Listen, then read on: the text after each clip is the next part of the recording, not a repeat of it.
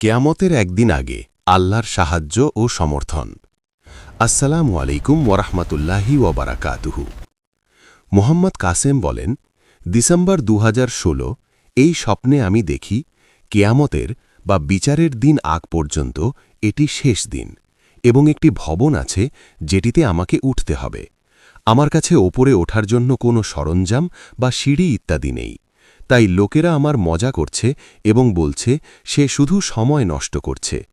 আমি ভবনের এক দেয়ালে একটি ইঁট দেখি যেখানে সামান্য জায়গা আছে যাতে পা রাখা যায়। সেখান থেকে আমি ইটের উপর পা রেখে উঠতে শুরু করি, যা আমার জন্য খুব কঠিন ছিল, কিন্তু আমি হাল ছাড়িনি।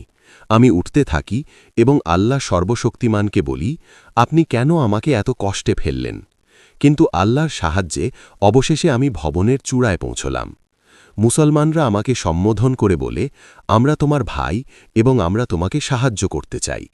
আমি মনে মনে ভাবি, যখন আমার তোমাদের সাহায্য দরকার ছিল তখন তোমরা আমার ওপর হাসতেছিলে, আর যখন দেখলে আল্লাহ আমার সাথে আছেন তখন তোমাদের আচরণ বদলে ফেলেছ।